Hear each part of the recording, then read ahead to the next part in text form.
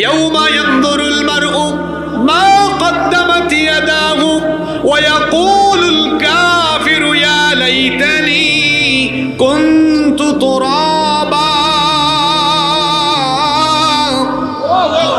ইয়াউমা ইয়ানজুরুল মারউ, যেদিন মানুষ দু চোখে দেখবে মা কদ্দামাত ইয়াদাহু, তার দুহাত যা কামিয়েছে, দুনিয়ায় যা করেছে সেগুলো হাজির দেখতে পাবে, আমলনামা তো হাজির হয়ে যাবে। এগুলো দেখার পরে হাসরের ময়দানে বিভৎস পরিস্থিতি, হাসরের মাঠের ভয়াবহতা সেদিন প্রত্যক্ষ করার পরে কাফিরেরা, জাহান্নামীরা তখন বলবে হায় হায় হায়, আজ যদি বিচারের মাঠে বিচারের সম্মুখীন না করে আমাদেরকে জাহান্নামে না দিয়ে, আজ যদি আমাদেরকে ওয়ায়াকুলুল কাফিরু ইয়া লাইতানি কুনতু তুরাবা, হায় আফসোস, আজ যদি আমাদেরকে বিচারের সম্মুখীন না করে মাটিতে পরিণত করে দেওয়া হতো, আমরা যদি মাটি হয়ে যেতাম তাহলে বিচার আর জাহান্নামের সম্মুখীন হওয়া থেকে আজ আমরা রেহাই পেয়ে যেতাম। তাহলে জাহান্নামীদের প্রথম আফসোস, বিচারের মাঠে তারা দাঁড়ানোর পরে বিচারের সম্মুখীন হতে চাইবে। অপরাধী কি কখনো বিচারের সম্মুখীন হতে চায়? অপরাধীরা এজন্য বিচার থেকে পালায়, আদালত থেকে পালায়, কারণ সে জানে বিচারের সম্মুখীন হয়ে গেলেই তার জন্য বিপদ আছে। পরকালের বিচার দেখার আগেই দুনিয়াতে দেখতেছেন না আপনারা কিরকম ভাগাভাগি শুরু হয়েছে,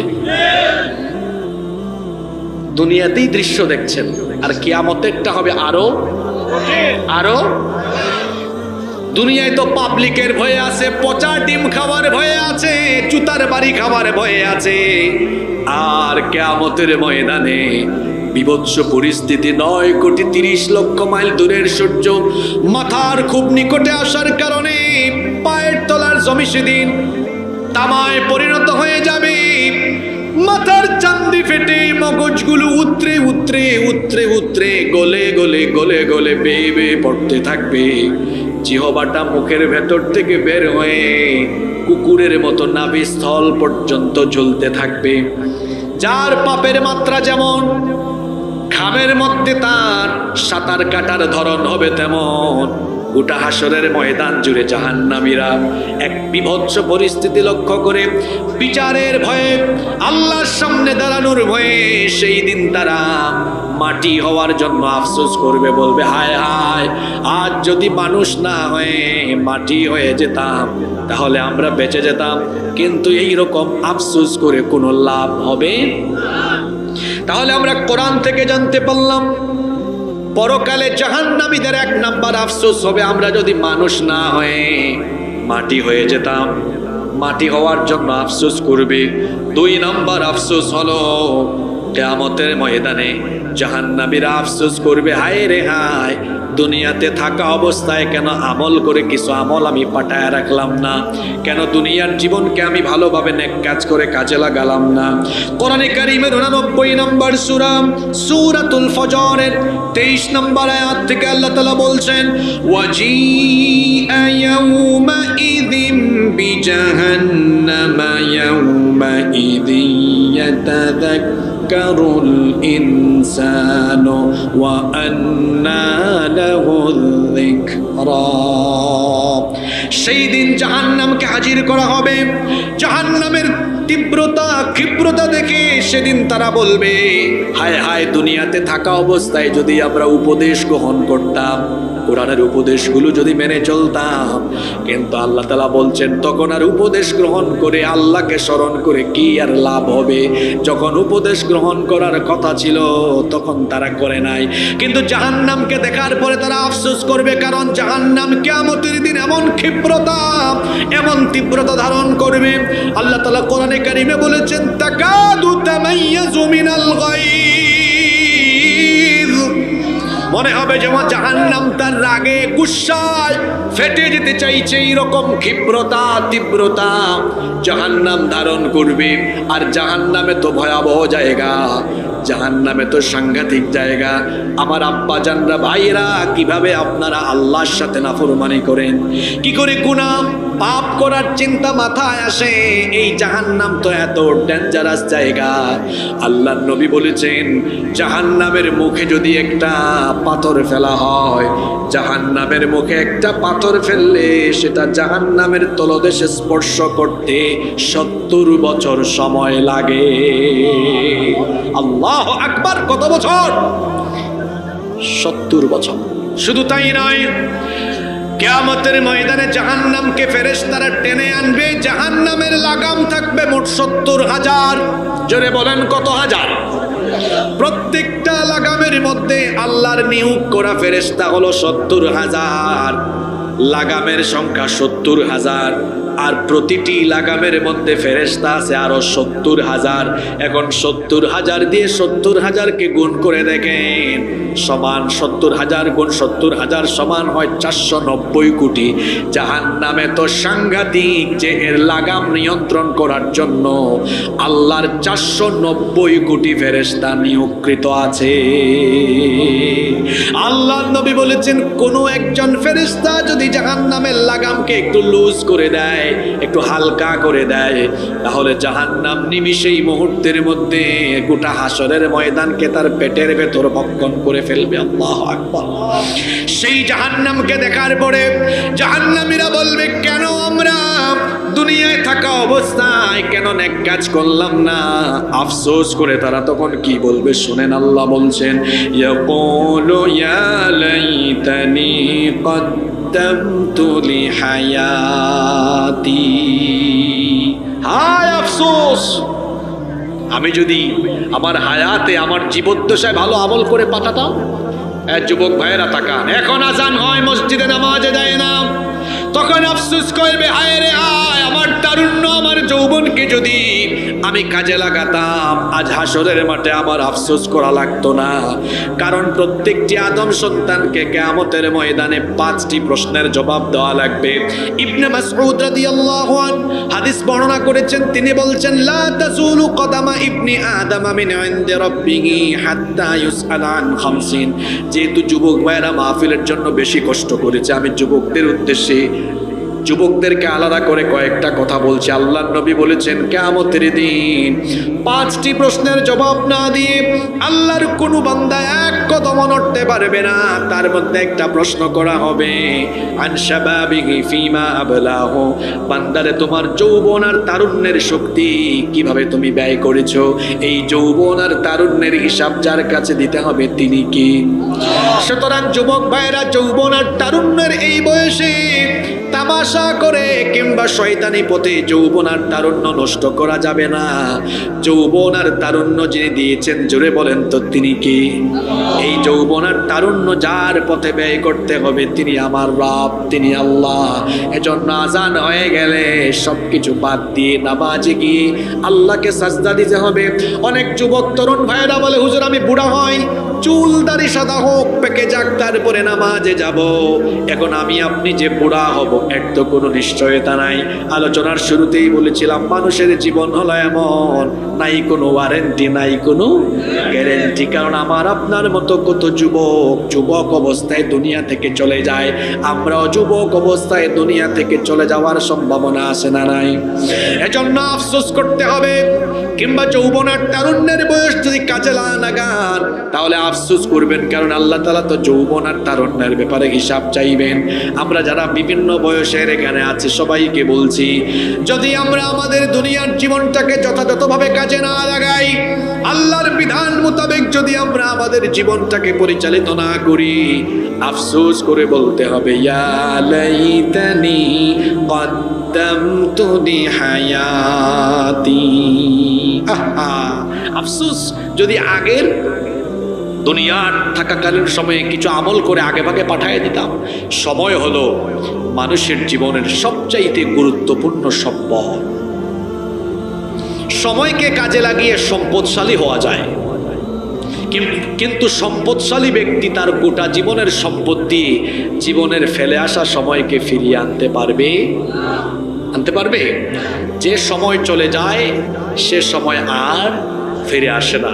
যেন সময় থাকতে সময়ের মূল্যায়ন করতে হবে, সময়কে কাজে লাগাতে হবে। এজন্য আল্লাহর নবী বলেছেন, শোনো, মৃত্যুর আগে জীবনকে গনিমত মনে করো। ইগতানিম, আল্লাহর নবী বলেছেন গনিমত মনে করো, হায়াতাকা ক্বাবলা মাউতিক, মৃত্যুর আগে জীবনকে গনিমত মনে করো, জীবনকে কাজে লাগাও। এসএসসি পরীক্ষার আগে পড়াশোনা করে নাই, পরীক্ষার রেজাল্ট এসেছে, ফেল করেছে, তখন আফসোস করছি, আহারে যদি পরীক্ষার আগে ভালো করে পড়াশোনা করতাম। রেজাল্ট পাওয়ার পরে আর আফসোস করে কোনো লাভ আছে? যদি বলেন লাভ আছে, সময় থাকতে সময়ের মূল্যায়ন করতে। মনোযোগ আছে তো? পরের পয়েন্টগুলো কিন্তু খুব সাংঘাতিক, একেবারে আপনার জীবনের সাথে মিলবে, রাগ করা যাবে। কয়টা আফসোসের কথা বললাম? নাম্বার 3 নাম্বার, জাহান্নামীরা কিয়ামতের মাঠে আমলনামা হাতে পেয়ে আফসোস করবে। সবাই সবার হাতে আমলনামা কিয়ামতের দিন ধরায় দিবেন কি? জান্নাতীরা সামন থেকে ডান হাতে আমলনামা গ্রহণ করবে, আর জাহান্নামীরা পেছন দিক থেকে বাম হাতে আমলনামা হাতে পেয়ে আফসোস করে করে তারা কি বলবে শোনেন। কোরআনে কারীমের 69 নম্বর সূরা সূরাতুল হাক্কা এর 25 নম্বর আয়াত থেকে আল্লাহ তাআলা বলছেন, ওয়া আম্মা মান উতিয়া কিতাবাহু বিশিমালিহি ফায়াকুলু ইয়া লাইতানি লাম উতা কিতাবিয়া ওয়া লাম আদরি মা হিসাবিয়া ইয়া লাইতাহা কানাতিল কাদিয়া মা আগনা আন্নি মালিয়া হালাকা আন্নি সুলতানিয়া। আল্লাহ তাআলা বলছেন, আর জাহান্নামীরা যখন পেছন থেকে বাম হাতে আমলনামা পাবে, বলেন তো জাহান্নামীরা আমলনামা পাবে কোন হাতে? কারণ দুনিয়াতে তারা ডান পথে চলে না, চলে বাম পথে। আর আমার দেশে কিছু মানুষও আছে নিজেকে ডানপন্থী বলতে পারে না, নিজেকে তারা দিনপন্থী, কোরআনপন্থী, সুন্নাহপন্থী, ইসলামপন্থী বলতে পারে না। কারণ ইসলামপন্থী বললে যদি আবার বিধর্মীরা আমাদেরকে জঙ্গি আর মৌলবাদী ট্যাগ লাগায়, ইসলাম ফুবিয়ার ভয়ে অনেকে নিজেকে দ্বীনের পথে পরিচালিত করেও সঠিকভাবে পরিচয় দিতে পারে না। আছে না নাই? আমাকে যদি ডানপন্থী বলে তো বললে কি হয়েছে? আমরা সব ভালো কাজ করি কোন হাত দিয়ে? খাবার খান কোন হাত দিয়ে? কিছু মানুষ আছে আবার বাম হাত দিয়ে খায়, বাম হাতে খায় শয়তান। বাম হাতে কে খায়? সব ভালো কাজ ডান হাত দিয়ে করি আমরা। মুসাফাহা করি কোন হাত দিয়ে? খাবার দাবার করি ডান হাত দিয়ে, ভালো কাজ আমরা ডান হাত দিয়ে করি। শুধু বাম হাত আমরা ব্যবহার করি হেড অফিসের কাজে, তাই না? বাম হাত মানুষ কখনো ভালো কাজে ব্যবহার করে না। যারা বামপন্থী হিসেবে নিজেদেরকে পরিচয় দেয় তাদের জেনে রাখা উচিত শয়তানের পথ হলো বাম পথ, শয়তানের পথ হলো। এজন্য শয়তান তার অনুসারীদেরকে নিয়ে জাহান্নামে যাবে, আর জাহান্নামীরা আমলনামাও পাবে কোন হাতে? বাম হাতে আমলনামা পাওয়ার পরে এরা আফসোস করে বলবে, ইয়া লাইতানি, আয় দুর্ভাগ্য, আফসোস আমার, লাম উতা কিতাবিয়া, আজ যদি আমাকে এই আমলনামা না দেওয়া হতো তাহলে আমার জন্য ভালো হতো। ওয়ালাম আদরি মা হিসাবিয়া, আজ যদি আমার হিসাব না নেওয়া হতো, বিচার না করা হতো, আমার জন্য ভালো হতো। কারণ আমলনামা হাতে নিয়েই দেখবে দুনিয়ায় যত আকাম কুকাম করেছে সব এখানে আছে না নাই? আরো জোরে বলেন, আছে না নাই? আমলনামা হাতে পাওয়ার পরে এরা ভীত সন্ত্রস্ত হয়ে যাবে। এজন্য আল্লাহ সূরা কাহাফের 49 নম্বর আয়াতে বলেছেন, ووضع الكتاب فترى المجرمين مشفقين مما فيه ويقولون يا ويلتنا ما لهذا الكتاب لا يغادر صغيرة ولا كبيرة إلا أحصاها। আল্লাহ বলছেন ووضع الكتاب, আমলনামা রেখে দেওয়া হবে, ফাতারাল মুজরিমিন, অতঃপর জাহান্নামীরা সেটা দেখবে, মুশফিকিনা মিম্মা ফি, এখানে যা আছে সেটা দেখে কলিজা কেঁপে উঠবে, ভীত বিহ্বল হয়ে যাবে। তারপরে বলে উঠবে, মালি আলাল কিতাব, এটা কেমন ধরনের আমলনামা? আমি আমার জীবনে গোপনে গোপনে যা করেছি, প্রকাশ্যে যা করেছি, রাতের অন্ধকারে যা করেছি, কুয়াশাচ্ছন্ন প্রচন্ড কুয়াশার ভেতরে আমি যা করেছি, যেটা কেউ জানে না, কেউ দেখে নাই, সেটাও দেখে এখানে লেখা আছে, কোনো কিছু বাদ পড়ে নাই। জাহান্নামীরা তখন আফসোস করে বলবে, লা ইউগাদিরু সাগীরাতান ওয়ালা কাবীরাতান ইল্লা আহসাহা। কারেন্ট আসছে না? আসছে। জাহান্নামীরা আফসোস করে বলবে, এটা কেমন আমলনামা, আমি যা করেছি ছোট বড় সবকিছু এখানে আছে। আল্লাহ বলছেন, ওয়াজাদু মা আমিলু হাদিরা, যা তারা করেছে সব দেখতে পাবে। আর আল্লাহর বিচার হলো এমন, ওয়ালা ইয়াযলিমু রাব্বুকা আহাদা, আল্লাহ বিচার করার বেলায় কারো উপরে জুলুম করেন না। কিন্তু আমরা মানুষ, আমাদের মধ্যে এই অভ্যাস, এই স্বভাব আছে, বিচারের নামে অনেক সময় অবিচার আর জুলুম হয় কি হয় না? এই দেশে গত 15 বছর আমরা দেখেছি বিচারের নামে অবিচার, জুলুম আর জুলুম, নিরপরাধ মানুষকে অপরাধী বানায়া সাজা দেওয়া, এটা আমরা সমাজে, রাষ্ট্রে দেখেছি কি দেখি নাই? আরো জোরে বলেন, দেখেছি কি দেখি নাই? বাস পুড়াইছে একজন, মামলা খাইছে আর একজন, অপরাধ করেছে একজন, সাজা ভোগ করেছে আর একজন। কত কিছু দেখেছি আমরা। আরে নিরপরাধী মানুষগুলোকে বিচারের নামে জুলুম করে, বিচারের নামে অবিচার আর প্রহসন করে নিরপরাধ মানুষগুলোকে কিভাবে হত্যা করা হয়েছে দেখে। আরে এই তাফসীরের, বাংলাদেশের ময়দানে তাফসীরের রূপকার যিনি, কোরআনের পাখি আল্লামা দেলাওয়ার হোসেন সাঈদী রাহিমাহুল্লাহকে যুদ্ধাপরাধী, মানবতা বিরোধী মিথ্যা নাটক মঞ্চস্থ করে তাকে অন্যায়ভাবে ফাঁসি দিতে তারা যখন ব্যর্থ হয়েছে, অন্যায়ভাবে কারাগারে রেখে তারা তাকে চিকিৎসার নামে অন্যায়ভাবে হত্যা করেছে। আপনার বাপের বিচার যদি, আপনার বাপের বিচার যদি 50 বছর পরে বাংলাদেশে হয়, কোরআনের পাখি আল্লামা সাঈদীর বিচারও 18 কোটি মানুষ করেই ছাড়বে।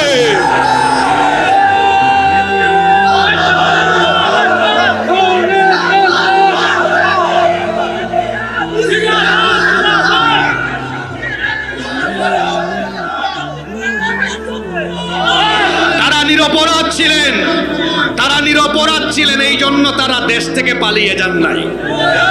আপনি পালালেন কেন? আপনি পালালেন কেন? আপনারা বলতেন আপনার বাবার দেশ, আমি পালাই না, আমি পালাই না, অথচ তিনি কাউকে কিছু না বলে হঠাৎ করে চোরের মতো পালিয়ে চলে গিয়েছে। ভালো মানুষ পালায় না, চোর ডাকাত যারা তারাই পালিয়ে যায়। চোর ডাকাত পালায়। আচ্ছা, আপনার বাড়িতে চোর আসলে, ডাকাত আসলে, যদি এটা বাড়িওয়ালা টের পায়, যদি বলে চোর ডাকাত, এটা বলার পরে চোর ডাকাত বলে, আসেন আমারে ধরেন, কি করে কি করে কি করে? বুঝছেন তো কি বোঝাতে চেয়েছি? আপনি যে চোর ডাকাত লালন পালন করেছেন, আপনার মুখের কথাই তার বড় প্রমাণ।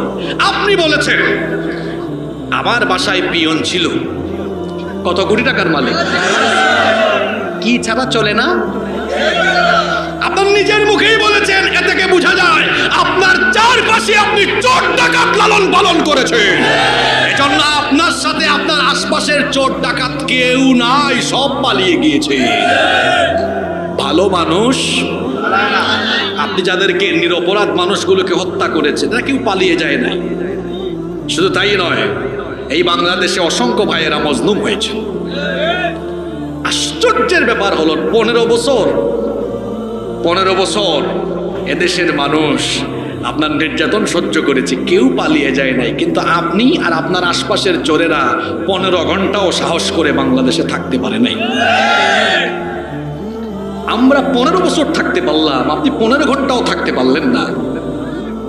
বড় আশ্চর্যের ব্যাপার। পাশেই তো লাকসা, আপনি চোর ডাকাত লালন পালন করেছেন, সন্ত্রাসী লালন পালন করেছেন। এই লাকসামের এক গুন্ডা, সে কোরআনের মাহফিলে হামলা চালিয়েছে, মনে আছে তার কথা? 2020 সালে আমার গাড়ি তার সন্ত্রাসী বাহিনী এবং সে ভাঙচুর করেছে, শ্রোতাদের গায়ে হাত তুলেছে। আপনার সন্ত্রাসীরা কোরআনের মাহফিল বন্ধ করত, কথা ঠিক না বেটি? আজ তারা কোথায়? ভালো মানুষ পালায়, কথা বলেন, ভালো মানুষ পালায়। এই দেশে ইসলামের বিরুদ্ধে, কোরআনের বিরুদ্ধে, আলেম উলামাদের বিরুদ্ধে যারাই যাবে কেউ থাকতে পারবে না, এভাবে পালিয়ে যেতে বাধ্য হবে, পালাতে হবে।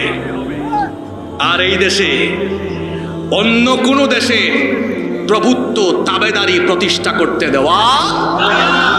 অনেকে ভাবছে যে এই দেশে অন্য কোন দেশের চাপিয়ে দেওয়া রীতিনীতি, কালচার চাপিয়ে দেওয়া হবে, এত সহজ নয়। কলা দেখাইয়া বাংলাদেশের মানুষকে মূলা খাওয়ানো যাবে, এই দিন শেষ, এই দিন শেষ। কষ্ট হচ্ছে না তো আপনাদের? আল্লাহর বিচারে কোনো কি নাই, জুলুম নাই, কি নাই। জাহান্নামীরা আমলনামা হাতে পাইয়া বলবে, আফসোস, এটা যদি না দেওয়া হইতো। আচ্ছা, এইচএসসি পরীক্ষায় ফেল করেছে, সবগুলো সাবজেক্টে এফ, ফেল ফেল ফেল, এটা পায় সে খুশি হবে না বেজার হবে? এটা যদি আমার না দেওয়া হইতো ভালো হয়ে গেত। জাহান্নামীরা খুলেই দেখবে মুজাফফরগঞ্জে 200 বস্তা চাল চুরি করেছে, তারপরে 5 কোটি টাকা দুর্নীতি করেছে, আরেক জায়গায় রোডের জায়গায় বাঁশ ঢুকাই দিয়েছে। সব আসে না? নিরপরাধ মানুষকে মামলা দিয়া ঘর বাড়ি ছাড়া করে রেখেছে, আসে না? নাই? আফসোস করে বলবে এটা যদি না দেওয়া হইতো ভালো হতো। তারপর বলবে, আহারে, আজকে যদি হিসাবের সম্মুখীন না হওয়া লাগতো, আমার না এত সম্পদ ছিল, মা আখনা আন্নি মালিয়া, আমার সম্পদ আজ কোনো কাজে লাগলো না। ও বাবারা, ভাইয়েরা, হাসরের ময়দান দেখার আগে এখন দুনিয়াতেই দেখেন না, চোর বাটপারেরা চুরি ডাকাতি দুর্নীতি করে যে সম্পদ অর্জন করেছিল, তাদের সম্পদ আজ তারা ভোগ করতে পারছে না। হাসরের মাঠে বলবে আফসোস করে, মা আখনা আন্নি মালিয়া, আমার সম্পদ আমার কোনো কাজে লাগলো। হালাকা আন্নি সুলতানিয়া, আমার কোনো পাওয়ার, কোনো ক্ষমতাও আজ আমার কোনো কাজে লাগলো। কয়টা আফসোসের কথা বললাম? নাম্বার 4। বাকি পয়েন্টগুলো খুব সেন্সিটিভ, বলবো না শেষ করে দিব? রাগ করবেন না তো? আমার বানানো কথা না, আমার যুবক ভাইদেরকে কথাগুলো বলে যাচ্ছে। 4 নাম্বার আফসোস, জাহান্নামীরা কিয়ামতের ময়দানে আফসোস করবে, আহারে, দুনিয়াতে যদি কোনো ব্যক্তি বা কোনো মানুষের বানানো রচনা করা মত পথের আদর্শের অনুসারী না হয়ে যদি রসুলের তরিকা, রসুলের পথের অনুসারী হতাম, আজকে আমাকে এই জাহান্নামের কঠিন আযাব ভোগ করা লাগতো। আপনাদেরকে অনুরোধ করি, পায়ে ধরে বলছি, নিরপেক্ষ মন মগজ নিয়ে কথাগুলো শুনেন, এগুলো কোরআনের কথা। আমি সূরা নাম্বার, আয়াত নাম্বার বলছি, পারলে আপনি নোট করে নেন, ঠান্ডা মাথায় বাড়িতে গিয়ে মিলাবেন, দেখবেন হুজুর কি বললো, দেখি তো এগুলো আসলেই কোরআনে আছে কিনা। এরপরে ডিসিশন ইজ ইউরস, সিদ্ধান্ত আপনার। আপনি কি এভাবেই চলবেন না জীবনটাকে পরিবর্তনের সিদ্ধান্ত নেবেন? আমি তো আপনাকে পিটাইয়া আল্লাহর পথে আনতে পারবো না। ফাযাক্কির ইন্নামা আনতা মুযাক্কির, আল্লাহ নবীকে বলেছেন উপদেশ দেন, আপনি উপদেশদাতা। লাস্তা আলাইহিম বিমুসাইতির, আপনি তো তত্ত্বাবধায়ক বা দারোগা নন যে শাস্তি দিয়া পিটাইয়া মানুষকে নিয়ে আসবেন। উপদেশ দেন, যে মানবে তার ভালো হবে, না মানলে তার ফয়সালা কার হাতে? 4 নম্বর আফসোস, আমি যদি রাসূলের পথের পথিক হতাম, রাসূলের আদর্শ গ্রহণ করতাম। কোথায় আছে এটা?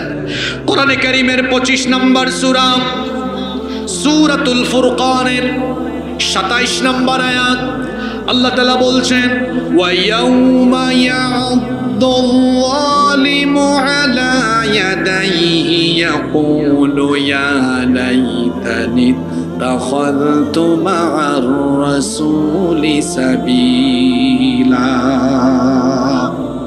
সেদিন সীমালঙ্ঘনকারী জালেমেরা 2 হাত কামড়ায়া কামড়ায়া আফসোস করবে, 2 হাত কামড়ায় কামড়ায় আফসোস করে বলবে, হায় আফসোস, লাইতানি ইত্তাখাযতু মা'আর রাসূলি সাবিলা, আফসোস আমি যদি রাসূলের পথ অনুসরণ করতাম। রাসূলের পথ কোন পথ বলতে পারলেন? রাসূলের পথ কোন পথ? কি পথ? রেফারেন্স কি, দলিল কি? আমাদের মা আয়েশা রাদিয়াল্লাহু আনহাকে বলা হলো, আচ্ছা নবীর স্বভাব, চাল চলন, উঠা বসা, চলাফেরা, চরিত্রটা কেমন? তিনি বললেন, তোমার বাড়িতে কোরআন নেই? কানা কানা খুলুকুহুল কোরআন, কোরআন যেমন রসুলও তেমন। কোরআন যেমন, তাহলে কোরআনের পথ রসুলের পথ। আল কোরআনের পথ, এই পথই আসল পথ।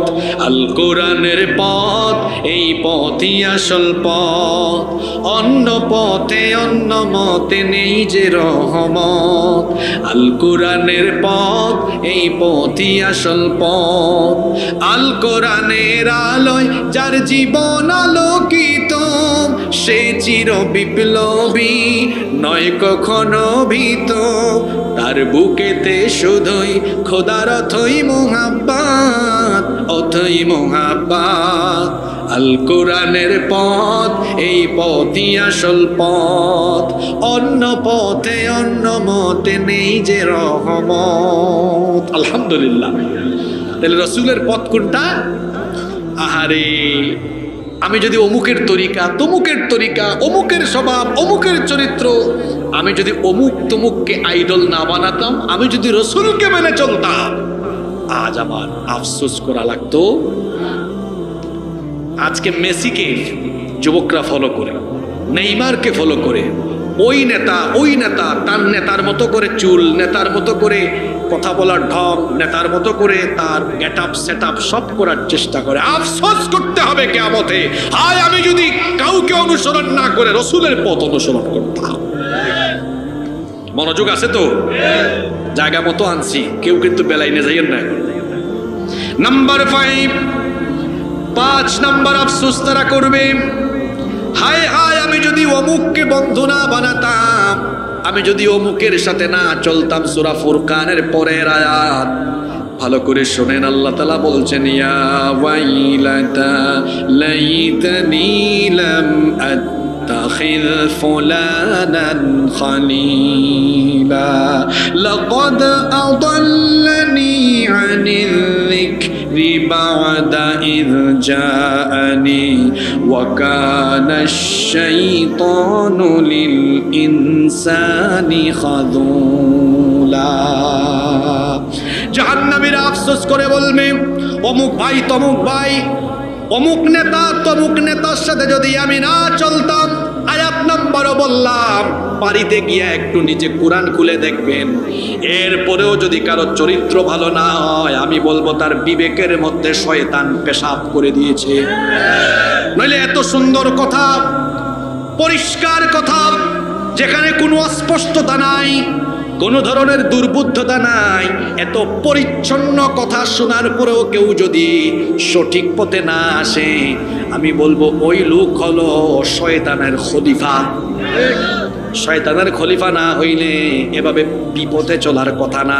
কত স্পষ্ট কথা শাব্দিকভাবে অনুবাদ করি, তারা বলবে লাইতানি, দুর্ভাগ্য আমার, আফসোস আমার, লাম আত্তাখিদ, আমি যদি গ্রহণ না করতাম ফুলানান খলিলা, অমুককে আমার বন্ধু বা সাথী হিসাবে। কার সাথে চলাফেরা করেন আপনি? কথায় আছে সৎ সঙ্গে স্বর্গবাস, অসৎ সঙ্গে সর্বনাশ। একটা উদাহরণ দিয়ে বুঝবেন। মনে করেন আপনি আপনার হাতের মধ্যে একটু আতর লাগালেন। এই যে আপনারা তো হাতের আতর লাগান এখানে, কিন্তু এখানে সুন্নত নয়। সুন্নত হলো এইখানে যে আমি আতর লাগালাম, আতর আমি হাতের তালুতে লাগানোর উপরে একটু ঘষা মাজা করি, তারপর আমার ভাইয়ের সাথে হাত মিলাই, আতরের সুগন্ধ কিন্তু ওনার কাছে চলে গিয়েছে। আবার যদি আমি বিড়ি টানি, বিড়ি টানার পরে যদি বিড়ির ধোঁয়ার দুর্গন্ধ হাতে লাগে, তারপরে যদি আমার ভাইয়ের সাথে হাত মিলাই, তাহলে বলেন তো ওনার গায়ে ওনার হাতে কিসের দুর্গন্ধ যাবে? আপনি আতর, এই যে আতর লাগায়া, আতর মাখা কাপড় আলমারি বা আল্লায় রাখেন, দেখবেন এই কাপড়ের আতরের গন্ধ থেকে অন্য কাপড়েও আতরের সুগন্ধি চলে যাবে। আর বিড়ি খায়া, সিগারেট খায়া, বিড়ি সিগারেটের গন্ধ কোনো কাপড়ে যদি থাকে, সেটা যদি আপনি আলনা বা আলমারিতে রাখেন, অন্যান্য কাপড়েও সেটা চলেই। বুঝাতে চাইলাম, ভালোর সাথে থাকলে ভালো, খারাপের সাথে থাকলে, চোরের সাথে থাকলে আপনি চোর হবেন, ডাকাতের সাথে থাকলে আপনি ডাকাত হবেন, সন্ত্রাসীর সাথে থাকলে আপনি সন্ত্রাসী হবেন, মাদকাসক্তের সাথে থাকলে আপনি মাদকাসক্ত হবেন, নামাজির সাথে থাকলে আপনি নামাজি হবেন, কোরআনওয়ালার সাথে থাকলে কোরআনওয়ালা হবেন, আমলদার দিনদার নেককার মানুষের সাথে থাকলে তার চরিত্রের প্রভাব আপনার উপরেও পড়বে, আপনিও দেখবেন ধীরে ধীরে ওই পথে আসবেন। কিয়ামতের ময়দানে আফসোস করতে হবে, আমি যদি অমুককে তমুককে আমার সাথী না বানাতাম, অমুককে তমুককে যদি বন্ধু না বানিয়ে আমি যদি রাসূলের আদর্শের অনুসারীদেরকে আমার সাথী হিসাবে গ্রহণ করতাম, তাহলে আজ আমি বেঁচে যেতাম। এভাবে তারা আফসোস করবে। 6 নম্বর আফসোস তারা করবে, হায় রে হায়, আমরা কেন অমুক তমুককে আমার নেতা, অমুক তমুককে আমার আদর্শের উপমা না বানিয়ে আমি কেন আল্লাহ আর রসুলের পথে চললাম না, আল্লাহ আর রসুলের আনুগত্য করে আল্লাহ আর রসুলের আনুগত্যের অনুসারীদেরকে কেন আমার নেতা বানালাম না। শোনেন শোনেন, খুব ভালো করে শোনেন, কোরআনে কারীমে আল্লাহ কি বলছেন। কোরআনে কারীমের 33 নম্বর সূরা সূরাতুল আহজাবের 64 নম্বর আয়াত, ইন্নাল্লাহা লা'আনাল কাফিরিনা ওয়া আ'আদ্দা লাহুম সাঈরা খালিদিনা ফিহা আবাদান লা ইয়াজিদুনা ওয়ালিয়্যান ওয়ালা নাসীরা। নিশ্চয়ই আল্লাহ তাআলা কাফিরদেরকে লানত করেছেন এবং তাদের জন্য জাহান্নামের কঠিন আযাব রেখেছেন। খালিদিনা ফিহা আবাদা, সেখানে তারা চিরকাল থাকবে। লা ইয়াজিদুনা ফিহা ওয়ালিয়্যান ওয়ালা নাসীরা, সেখানে তারা কোনো অভিভাবক, কোনো সাহায্যকারী পাবে না। সেই দিন তাদের অবস্থা এমন হবে, জাহান্নামে তারা সেদিন বলবে, ইয়াউমা তুকাল্লিবু ওয়ুজুহুকুম ফিন-নারি ইয়াকুলুনা ইয়া ওয়াইলাতানা আতা'না আল্লাহ ওয়া আতা'না আর-রাসূলা। আফসোস করে তারা বলবে, হায় হায় হায়, দুনিয়াতে কেন আমি অমুককে আমার নেতা বানালাম, তমুককে কেন আমার নেতা বানালাম।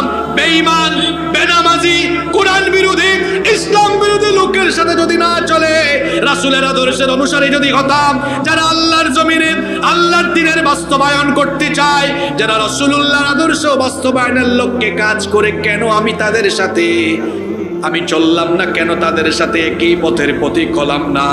তারা তখন আফসোস করে বলবে, কেন আমরা তাদের সাথে চললাম না, কেন আমরা তাদের পথের পথিক হলাম না।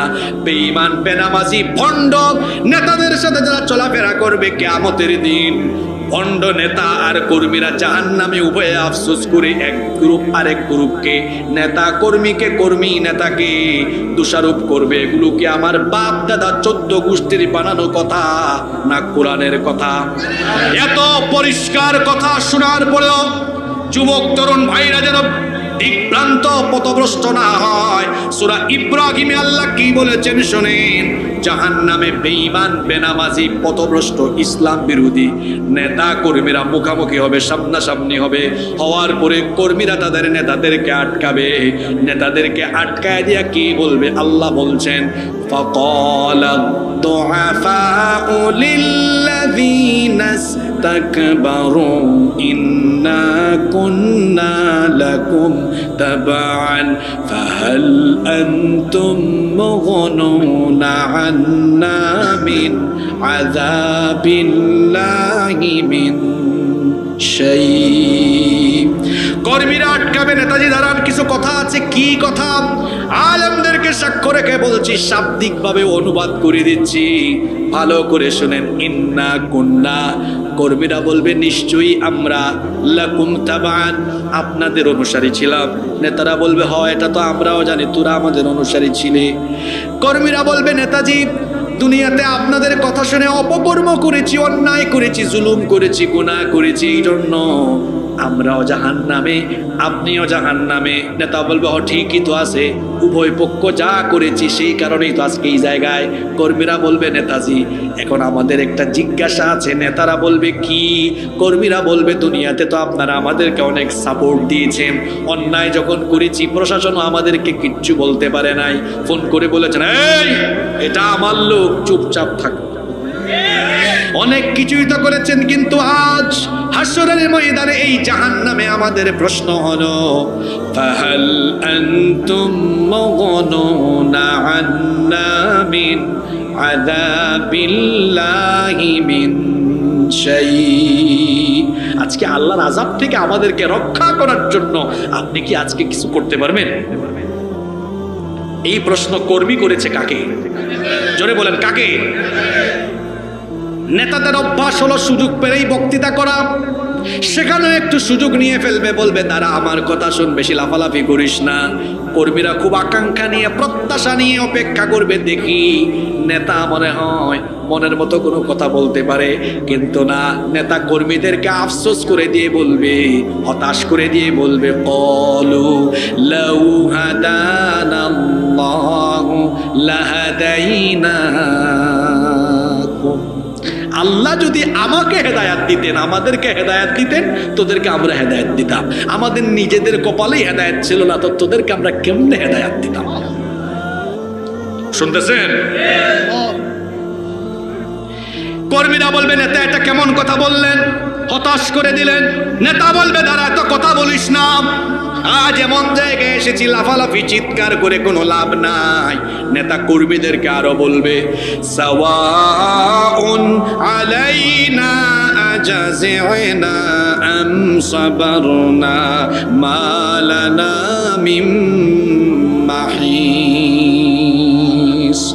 আজ তোমরা আমার কর্মীরা ধৈর্য ধরো আর না ধরো, যত চিৎকার আল্লাহ লাফালাফি করো না কেন, আজকে জাহান্নামে পথভ্রষ্ট গুমরাহ বিপদগামী নেতা আর কর্মীদের জাহান্নামে আযাবের অবস্থা সমান সমান।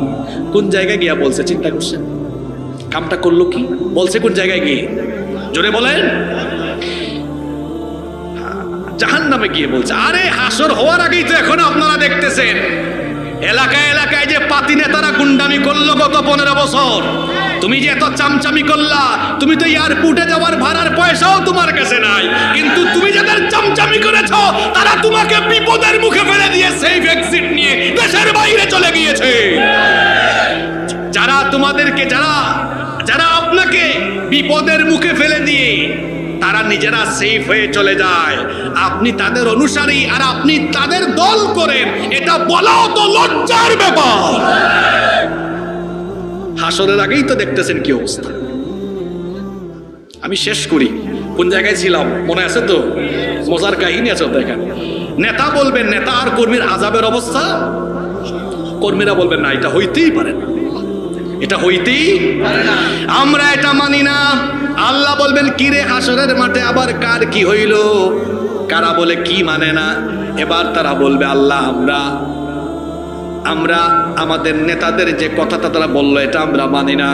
আল্লাহ বলবেন তো তোমরা কি চাও? কর্মীরা বলবে আল্লাহ আমাদের নেতাদের বিরুদ্ধে আপনার কাছে আমাদের চাওয়া হলো 2টা। জোরে বলেন কয়টা? 2টা।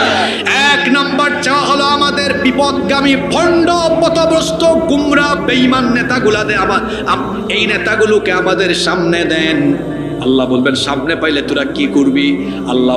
তখন কর্মীরা বলবে আল্লাহ দুনিয়াতে এরা আমাদেরকে চামচার মতো ব্যবহার করেছে, আজকে একটু সামনে আইনা দেন দেখেন কি করি। আল্লাহ বলবেন পাইলে তোরা কি করবি বল। আল্লাহ তখন কর্মীরা আল্লাহকে বলবে আল্লাহ একটু সামনে দেন, যদি সামনে আনতে পারেন, সামনে যদি দেন, নাজআলহুমা তাহতা আকদামিনা লিয়াকুনা মিনাল আসফালিন। বানানো কথা, এগুলো কান দিয়া ঢুকে না। এত সোজা কথা, এত স্পষ্ট কথা, পরিষ্কার কথা যদি কারো বিবেকে না যায়, আমি আগেই বলেছি তার বিবেকের দুয়ারে শয়তান পেশাব করে দিয়েছে। আল্লাহ একটু সামনে দেন, কি করবা? নাজআলহুমা তাহতা আকদামিনা লিয়াকুনা মিনাল আসফালিন। আমাদের পায়ের তলায় এদেরকে পদদলিত করে, দলিত মথিত করে এরপরে আমরা জাহান্নামে যাব, এদের বুকের উপর উঠে পারাবো। নেতা তোমার নেতাগিরি ছুটে যাবে একদম, তোমার কর্মীরাই তোমারে গুতাবে। এটা কয় নম্বর চাওয়া? 1। 2 নম্বর চাওয়া আছে, এটা এই আয়াত যে আয়াত আমি পড়ছিলাম সূরা আহজাব 66 নম্বর আয়াত। তারা বলবে রব্বানা ইন্না আতানা সাদাতানা ওয়া কুবারানা ফাআদাল্লুনা সাবিলা। হে আমাদের রব, ইন্না আতানা সাদাতানা, নিশ্চয়ই আমরা আমাদের এই লিডারদের, এই নেতাদের আনুগত্য করতাম, ওয়া কুবারানা, আমাদের এই বড় লিডারদেরকে অনুসরণ করতাম, ফাআদাল্লুনা সাবিলা, এরা আমাদেরকে পথভ্রষ্ট করেছে, সঠিক পথ থেকে আমাদেরকে বিচ্যুত করেছে। আল্লাহ বলবেন ঠিক আছে, বলো এবার তোমরা কি চাও? তারা বলবে আল্লাহ 2 নাম্বার চাওয়াটা হলো, তারা বলে আজকে নাকি জাহান্নামে নেতা কর্মীর আযাব সমান সমান, এটা আমরা মানি না। আমাদের চাওয়া হলো রব্বানা আতিহিম দিআফাইনি মিনাল আযাবি ওয়ালআনহুম লা'নান কাবীরা। রব্বানা, হে আমাদের রব, আতিহিম, এদেরকে দেন, দিআফাইনি মিনাল আযাব, আমাদের আযাবের ডবল আযাব, আমাদেরকে জাহান্নামে যে আযাব দিবেন আমাদের নেতাগুলোরে ডবল করে দেন। কি বলেন, অবস্থা ভালো না খারাপ? ও যুবক ভাইরা, আপনাদেরকে পায়ে ধরে বলে যাচ্ছি, এই যৌবন আর তারুণ্য কোন নেতার দেওয়া গিফট নয়, যে কোনো বেঈমান পথভ্রষ্ট সঠিক পথ থেকে বিচ্যুত কোন ব্যক্তির সামনে পিছনে শুডাউন করে তার চামচামি করার জন্য যৌবন দেওয়া হয় নাই। এই যৌবন আর তারুণ্য দেওয়া হয়েছে আল্লাহর জমিনে আল্লাহর দ্বীন কায়েমের জন্য।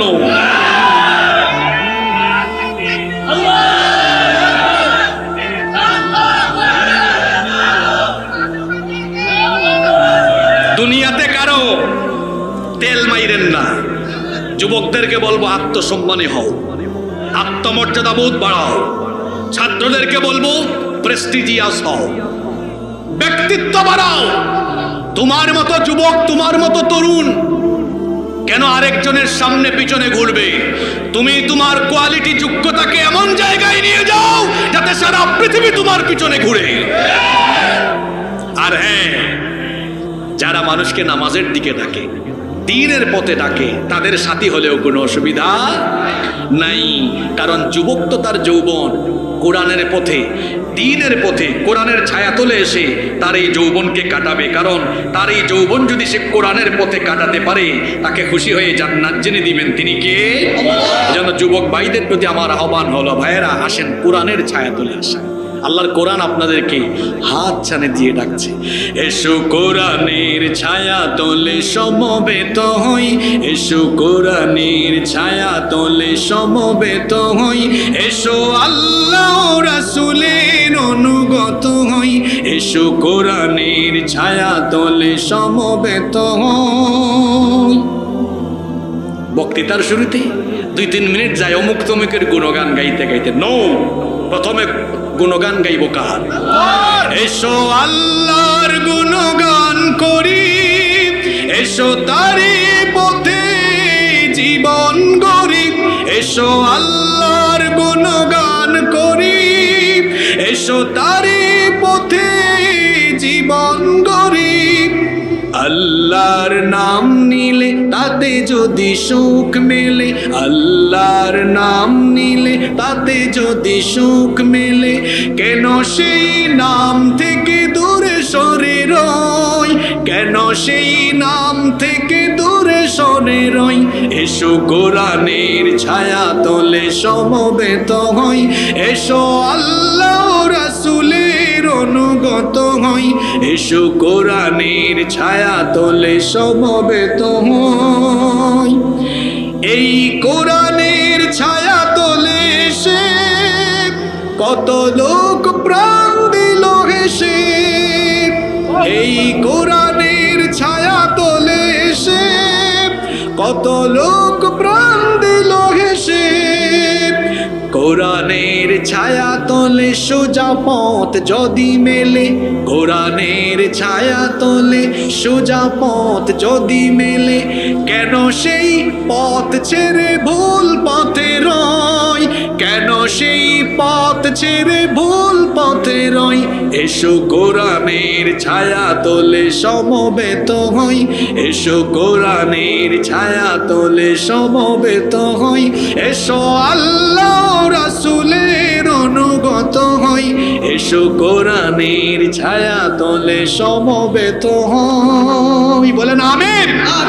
কোরআনের ছায়া তলে আসেন। এই যে স্লোগান চলছে, উই ওয়ান্ট জাস্টিস, আমরা ইনসাফ চাই। আল্লাহর কসম করে বলছি আর চ্যালেঞ্জ করে বলছি, মানুষের বানানো আইন দিয়ে কিয়ামত হয়ে যাবে, শান্তি আসবে না, সুবিচার ইনসাফ কায়েম হবে না। আল্লাহর আইন কোরআনের বিধান বাস্তবায়ন ছাড়া কোশ্চেন কালেও মানুষ সুবিচার আর ইনসাফ পাবে না।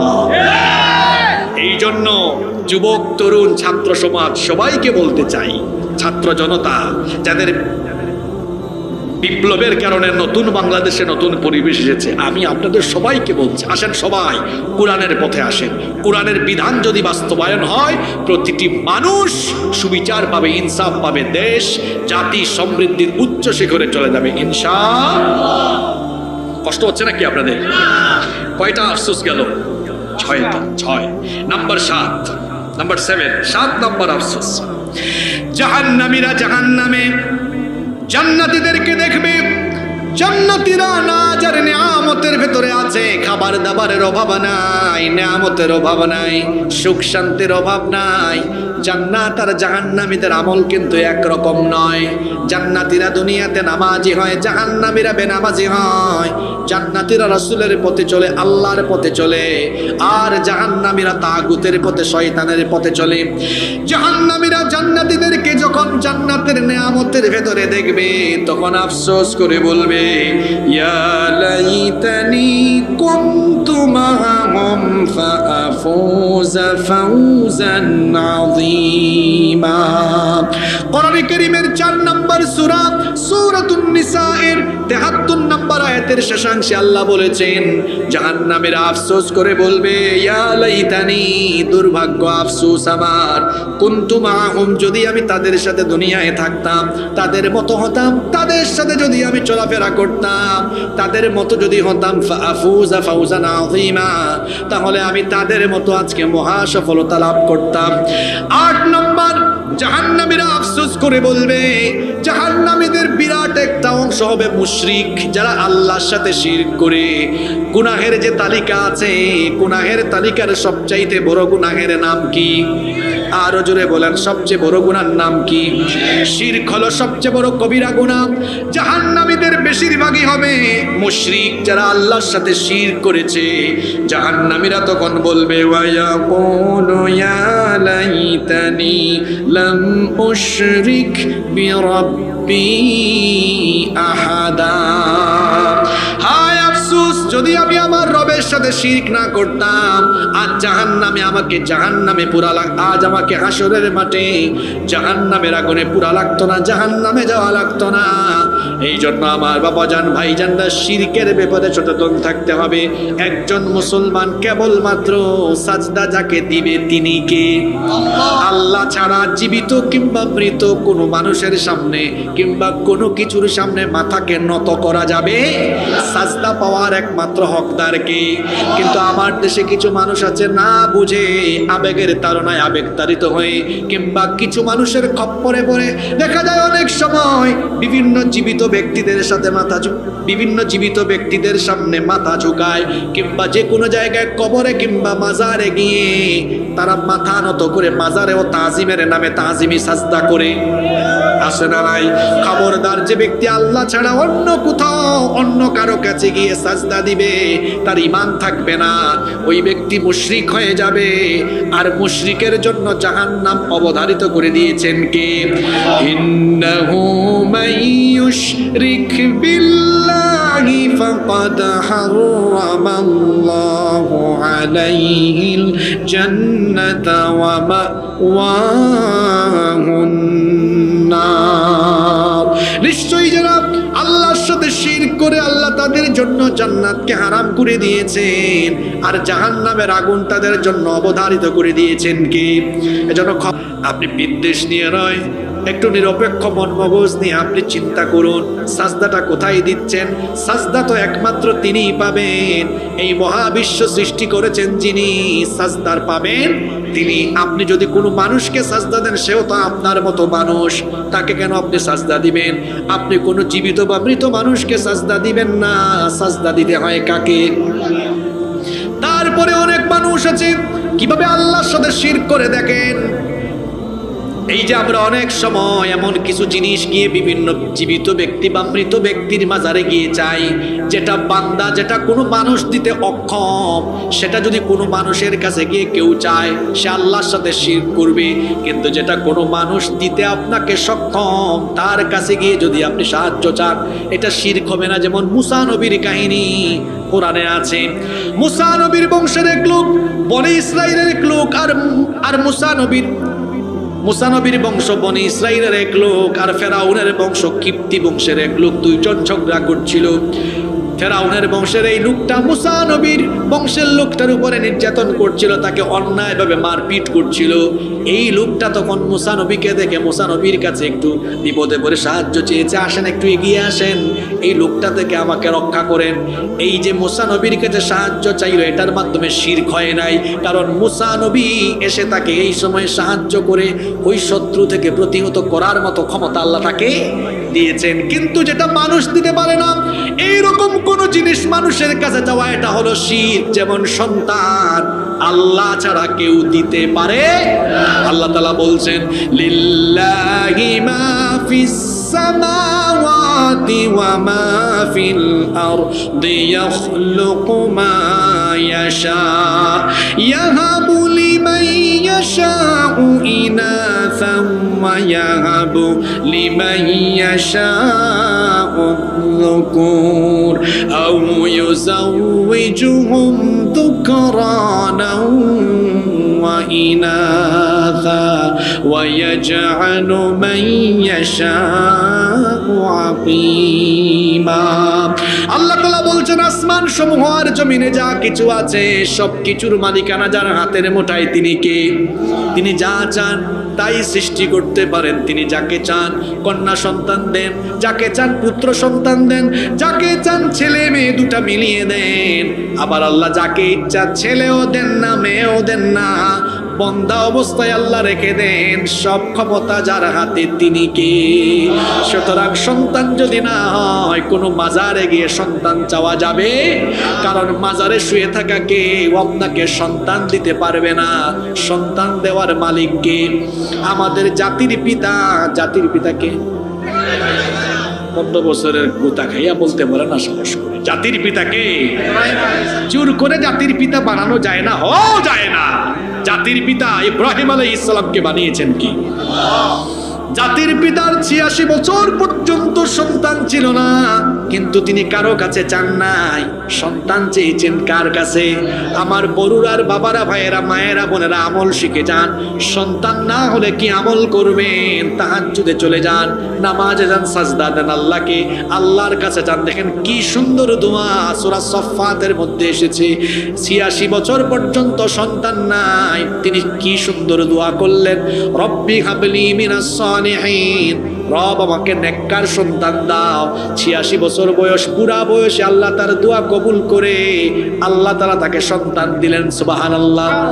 জাকারিয়া আলাইহিস সালাম, তিনিও নিঃসন্তান ছিলেন, তিনিও আল্লাহর কাছে দোয়া করেছিলেন, রব্বি লা তাদার, রব্বি লা তাদার। তিনিও দোয়া করেছিলেন, আল্লাহ তুমি আমাকে একেবারে উত্তরাধিকারহীন করে দিও না।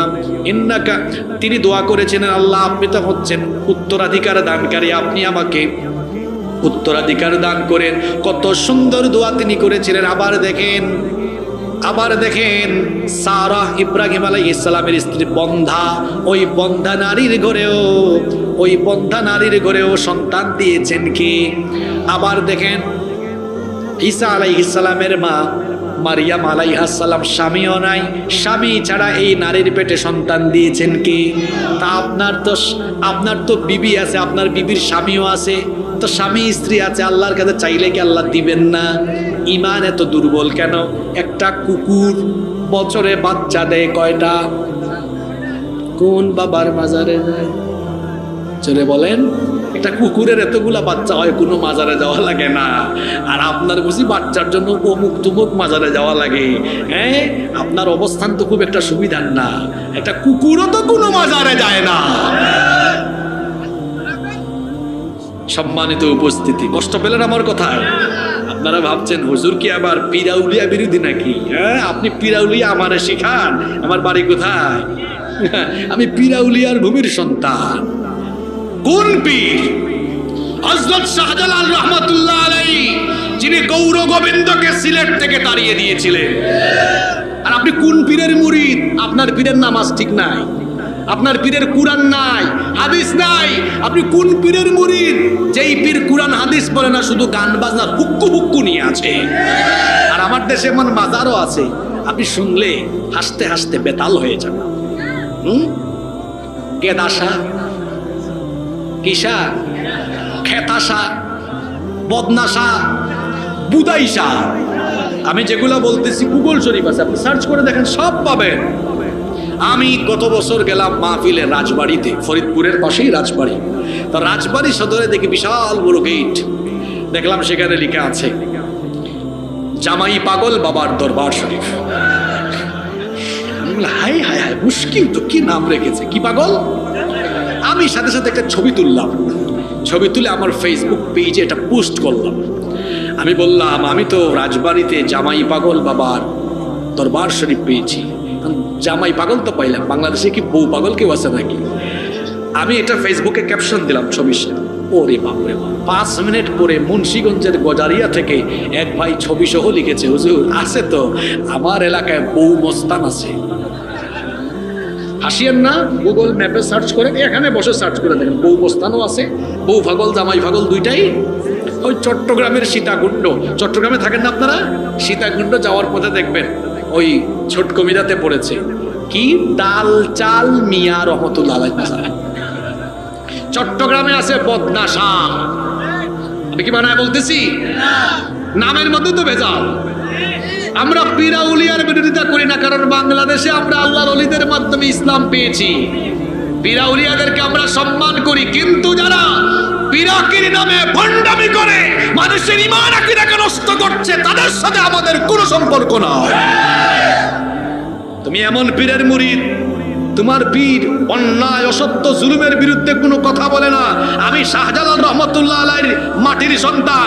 আমার হযরত শাহজালাল রহমতুল্লাহ আলাইহি গৌর গোবিন্দের জুলুমের বিরুদ্ধে জিহাদ করেছেন, আর তোমার পীর জিহাদ যেদিকে দৌড় মারে সেখান থেকে অন্যদিকে। তুমি পীর না কি এটা মানুষ ভালো করেই জানে।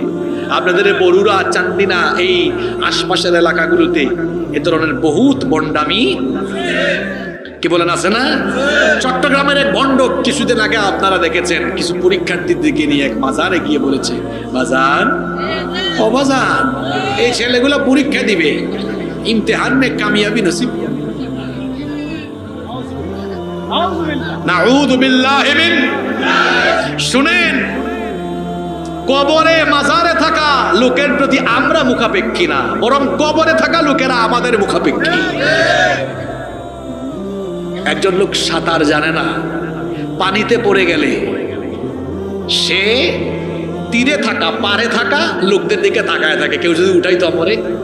সাঁতার না জানা মানুষ যেমন পানিতে অসহায়, ঠিক তেমনি কবরে থাকা মানুষগুলো অসহায় হয়ে তাকিয়ে থাকে জীবিতদের দিকে। কেউ দেখি হাদিয়া হিসাবে দোয়া পাঠায় কিনা, আমাদের জন্য দোয়া করে কিনা।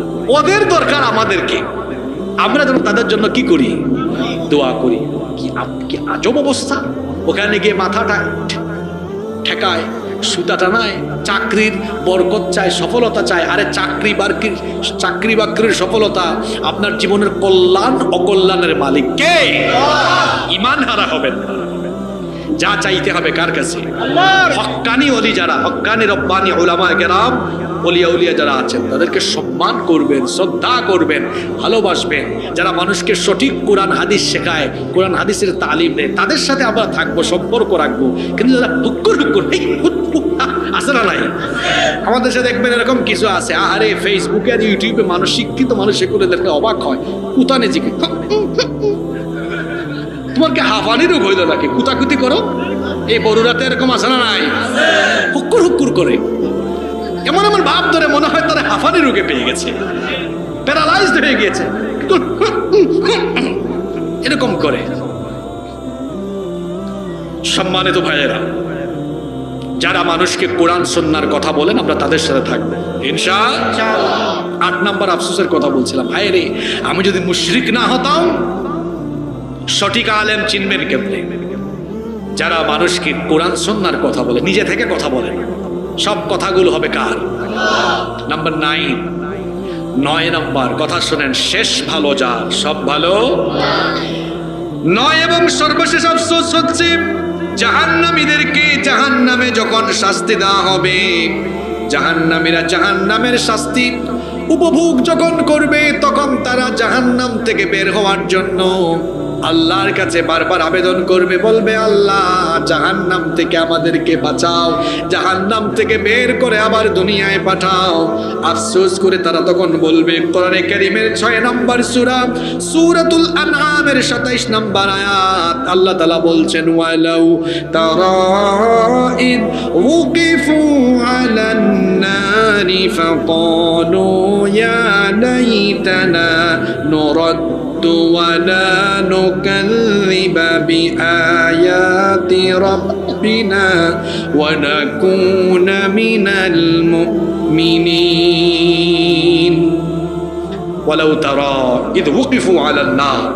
আর যদি তুমি তাদেরকে দেখতে তারা যখন জাহান্নামের আগুনের উপরে দণ্ডায়মান থাকবে, ফাকালু তখন তারা বলবে, ইয়া লাইতানা, হায় দুর্ভাগ্য, আফসোস, নুরাদ্দু, আমাদেরকে যদি জাহান্নাম থেকে বের করে আবার দুনিয়ায় পাঠানো হতো, তাহলে আমরা দুনিয়ায় গিয়ে আর আল্লাহর আয়াতকে মিথ্যা মনে করতাম না, আল্লাহর সাথে নাফরমানি কুফরি করতাম না, আমরা আর গুনাহ করতাম না। বলবে রব্বানা আখরিজনা, আল্লাহ আমাদেরকে এখান থেকে বের করো না, আমাল সালিহা, দুনিয়ায় আবার পাঠাও। এখন যদি যাই ভালো মানুষ হয়ে যাব, খুব নেক আমল করব। আল্লাহ বলবেন আওয়ালাম নুআম্মিরকুম, ব্যাকল, তোরা কি হায়াত দিনে তোর 50 বছর 60 বছর তুই কি করেছিলি? তুই এখন আমাকে বলছিস আল্লাহ জাহান্নাম থেকে বের করে আমারে আবার পাঠাও। আমি তোকে হায়াত দিলাম, শুধু তাই নয়, ওয়াজাআকুমুন নাযীর, তোদের কাছে সতর্ককারী হিসেবে নবী রাসূল এসেছেন। যে যুগে নবী পাও নাই, সে যুগে নবীদের ওয়ারিস আলেমদেরকে পেয়েছ, আলেমরা কি তোদেরকে বুঝায় নাই? বলবে বালা, বুঝিয়েছে। তো তোরা কি করেছিলে? ফাকাযযাবনা ওয়া কুলনা মা নাযালাল্লাহু মিন শাই, আমরা এগুলো বিশ্বাস করতাম না, মনে করতাম হুজুররা বকবক করুক করুক না, এটা তাদের কাজ, বিশ্বাস করতাম না। আল্লাহ বলবেন যেহেতু করতি না, এবার মজা বুঝ, ফেরেশতাদের ডান্ডা বেরি লাগা, শিকল পড়া, কত হাত, সুম্মা ফি সিলসিলাতিন যারউহা 70 যিরাআন ফাসলুকুশ, বাবা অ্যাক্টিভ শ্রোতা আছে মাশাআল্লাহ, জানে তো আয়াতগুলো। 70 গজ লম্বা শিকল দিয়ে বাঁধ।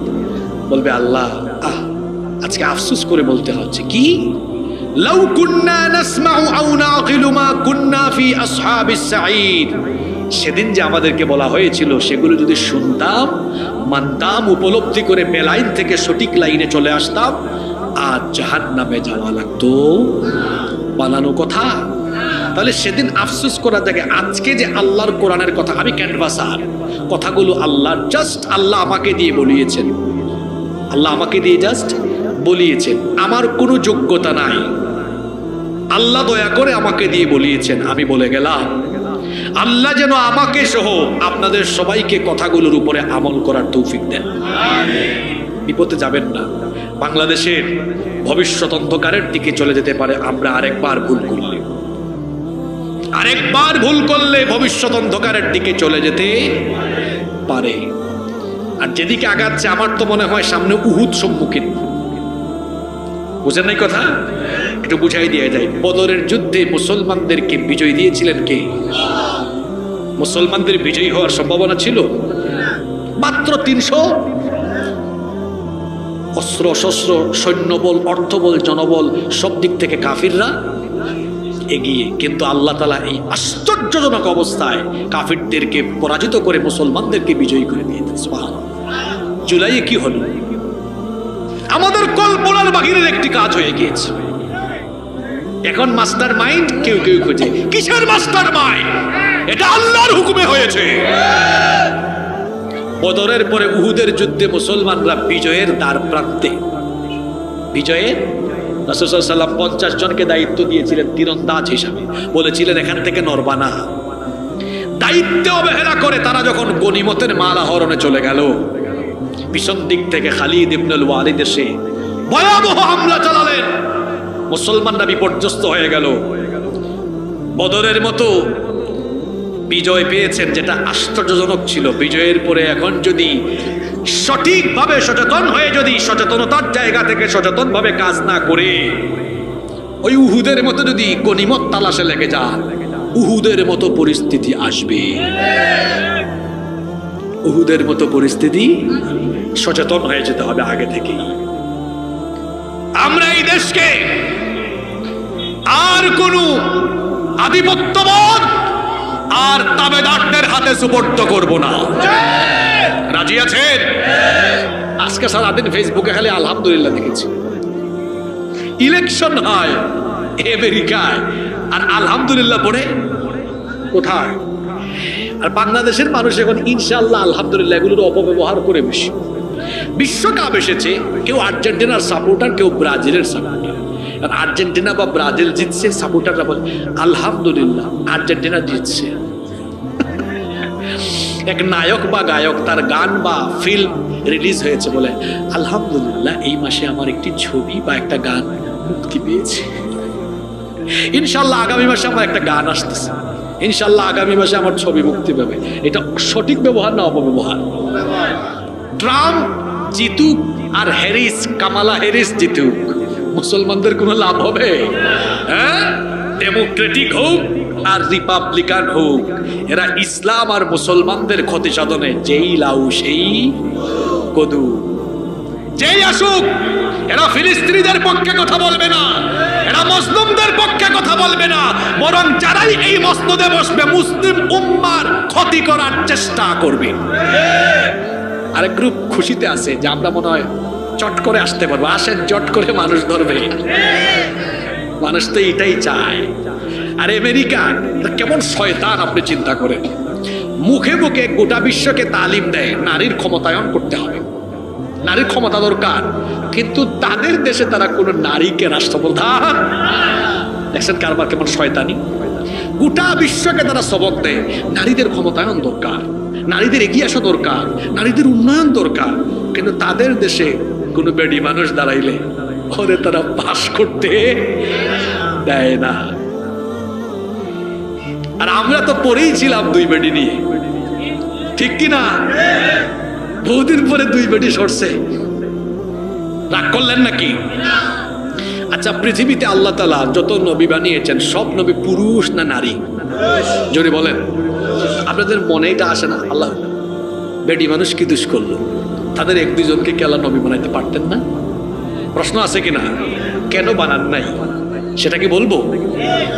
কেন বানান নাই? কারণ হলো নবী রাসূল যারা হবেন তারা তো সার্বক্ষণিক মানুষের সাথে উঠা বসা চলাফেরা করবেন, মানুষকে দ্বীনের দাওয়াত দিবেন, নবী রাসূলগণ নেতৃত্ব দিবেন সমাজে জনপদে। এজন্য তাদের পর্যাপ্ত সময় থাকা লাগবে যাতে মানুষের সাথে তারা মিশতে পারেন, মানুষকে দাওয়াত দিতে পারেন। সেই জায়গায় একজন নারীকে যদি নবী বানানো হয়, রাসূল বানানো হয়, নারীর তো অনেক সমস্যা আছে যেটা সৃষ্টিগত। এটা কোনো সমস্যা না, এটা কোনো সমস্যা না, বরং নারীদের সৃষ্টিগত এমন কিছু বিষয় আছে, নারীরা এই কারণে 24 ঘন্টা তো নবুয়ত রিসালাতের দায়িত্ব আঞ্জাম দিতে পারবে। একজন নারী সন্তান জন্ম দেন, তিনি যখন প্রেগনেন্ট হয়ে যান, কয়েক মাস প্রসবকালীন সময়ে বা এরপরে বাচ্চা জন্ম দেওয়ার পরে, বলেন এই সময়টাকে তিনি কি নবুয়ত মানুষের নামাজি ইমামতি কে? সমস্যা আছে না নাই? তাই বলে কি ইসলাম নারীকে অবমূল্যায়ন করলো? না না না, এটার কারণে ইসলামে পুরুষের চেয়ে নারীর সম্মান বেড়ে গিয়েছে। কিরকম? এই জন্য আল্লাহ পিতার চাইতে মাতার মর্যাদা কয় গুণ বেশি বাড়িয়ে দিয়েছেন? 3 গুণ। 3 কারণে। কয় কারণে? এই 3টা কারণ। আর এই 3টা কাজ পৃথিবীর কোনো পুরুষ পারে? 1, নারী সন্তানকে পেটে ধারণ করেন, যা পৃথিবীর কোনো পুরুষ পারে না। 2, নারী সন্তান প্রসব করেন, পৃথিবীর কোনো পুরুষ পারে না। 3, নারী তার সন্তানকে বুকের দুধ খাওয়ান, পুরুষ পারে না। এই 3টা কাজ নারী পারে, পুরুষ পারে না। এই জন্য পিতার চাইতে মায়ের হক, অধিকার, সম্মান আল্লাহ 3 গুণ বাড়িয়ে দিয়েছেন। সুবহানাল্লাহ। তো বলছিলাম আমেরিকার কথা, তারা গোটা বিশ্বের মানুষকে নারীর ক্ষমতায়নের কথা বলে দেশে দেশে বেডি মানুষের ধরে তারা ক্ষমতায় বসায়। তাদের দেশে তারা বেডি মানুষকে ক্ষমতায়, কি জাতের শয়তান চিন্তা করেছেন। আর যারা খুব খুশি আছেন তাদেরকে বলছি এত খুশি হয়ে লাভ নাই গো ভাই, এটা বাংলাদেশ, বাংলাদেশ চলবে, বাংলাদেশের জনগণ যা চায় সেই আলোকেই বাংলাদেশ চলবে। কে আসলো আর কে গেল এটা দেখার কোনো সময় আমাদের নাই। আজকে জাহান্নামীদের কয়টা আফসোসের কথা বললাম, এই 9টা আফসোস করতে হবে এই কাজগুলো করলে। তাহলে এই কাজগুলোকে আমরা করব। আমরা দুনিয়াতে যতদিন আছি ততদিন গোলাম হয়ে যাব কার? আদর্শ হিসাবে গ্রহণ করব মুহাম্মাদুর রাসূলুল্লাহ সাল্লাল্লাহু আলাইহি ওয়াসাল্লামকে। আমরা যদি আল্লাহ আর রাসূলের আনুগত্য করি, আমরা যদি কোরআন সুন্নাহর আদর্শে আদর্শিত হয়ে আমাদের জীবন পরিচালনা করতে পারি, তাহলে দুনিয়া আখিরাতে আমরা নাজাত পাবো, মুক্তি পাবো। আল্লাহ তাআলা আমাদেরকে জান্নাত দিবেন ইনশাআল্লাহ।